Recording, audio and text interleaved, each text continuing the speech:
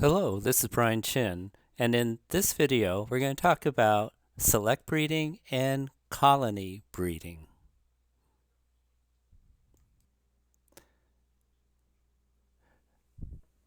Now, select breeding is where you have virgin females, and that's because they've been separated from their brothers before the brothers become sexually mature.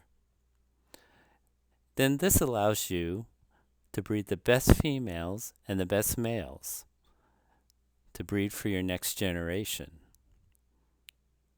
Colony breeding is where babies are raised together to sexual maturity in the same tank, and there's no separation or culling. Now, there's a hybrid of both, which is colony with select breeding. And this is where guppies are constantly culled until the wanted fish are left. Select breeding, as I mentioned before, the parents of the babies are known, and that's because you're separated the females that stay virgin until you pick the wanted males. And the nice thing about it is you can make conclusions on the inheritance. And I mean, with the babies here, you can say, oh, these are the results, and I can trace it back to the parents and understand if my breeding selection is the right way to go. And in general, you'll get a higher percentage of wanted fish. In colony breeding, babies are raised to sexual maturity in the same tank, as I mentioned before. And the advantages of that, it's great for the casual breeder who's not interested in raising show fish and competing.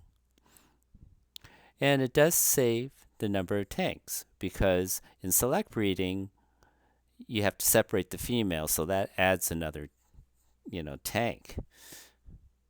But the disadvantages are, usually the smaller males are first to mature and first to breed to the females. So a lot of unwanted characteristics that show after maturity, like size, color, and shape, do not show up, and all your females are bred.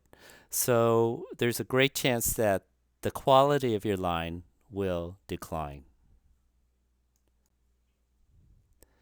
So let's take a better look at what colony breeding is. And it favors the first to mature. So more than likely, this male or this larger male, but has a short tail, is more likely to breed to this female. Now, a female can have breedings from different males, so it's kind of a mystery what you're going to get in the results.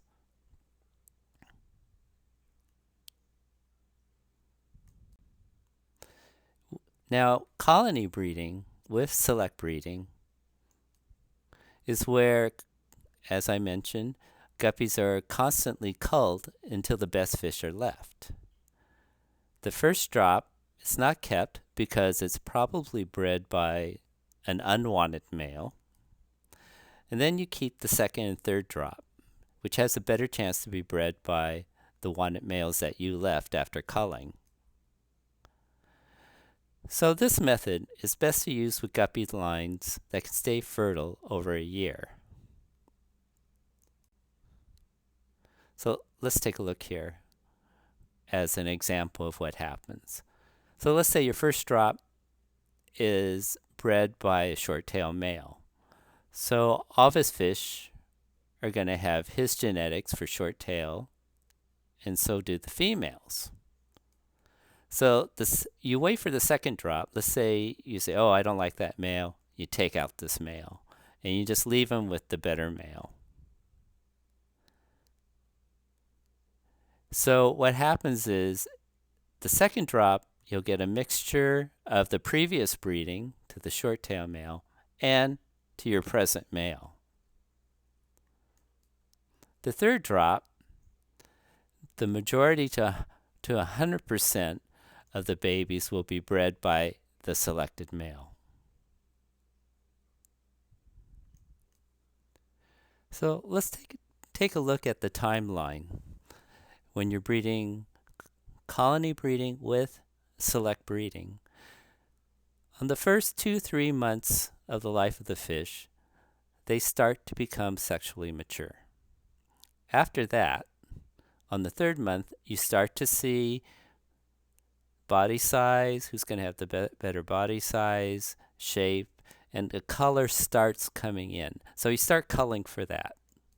On the 4th month, usually the tail starts to grow out, and therefore you can cull for the best tail size, shape, and color to stay in the tank.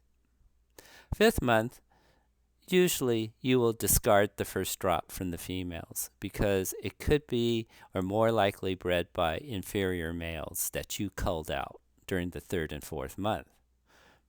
On the 6th month, you can keep the second drop because more than likely it was partially bred by the males that you liked.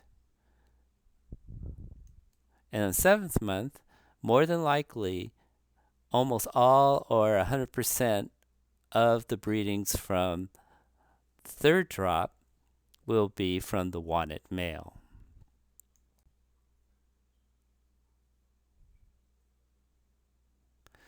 Now, let's look at an overview of the pros and cons of the different methods of breeding. For select breeding, you have known parentage, therefore it's quicker to meet your goals.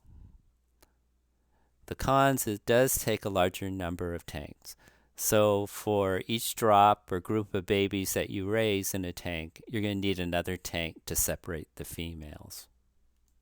For colony breeding, the pro is it's low maintenance. Less tanks, of course. And the cons are more than likely the quality will decline in each generation because usually the smaller males or the males with shorter tails are going to be able to breed to the females easier than the fancier long-tail males. So each generation you may see a decline. It may finally just level out, but they usually will be smaller. Now if you use colony breeding with select breeding, the pros is that you need less number of tanks, less time of separating the fish and so forth. Now the cons is that it's going to take longer to meet your goals, as I went over the timeline. And the females can have unknown breedings, especially if you pick the second drop. More than likely you can pick some females that were bred by or has fathers that were inferior. And some strains, like the fancy Delta line, sometimes their fertility drops after 6 months. So there's some liability there. So fit what's best for you. And sometimes, it depends on what's easiest. You may have time constraints, space constraints. So pick what breeding method suits you best. Now, I have some other related videos that you can watch on my YouTube channel, and it's identifying the sex of immature guppies and the value of the female guppy that talks about selection of females.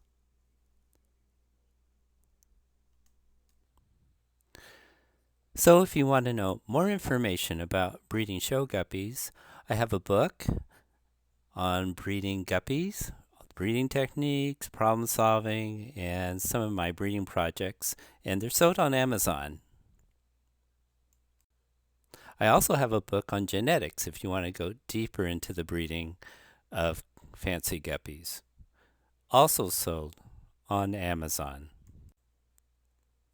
And please visit my website at guppywest.com.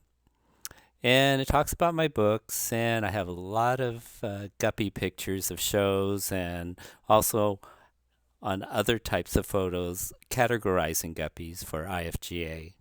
And there's a lot of informative articles.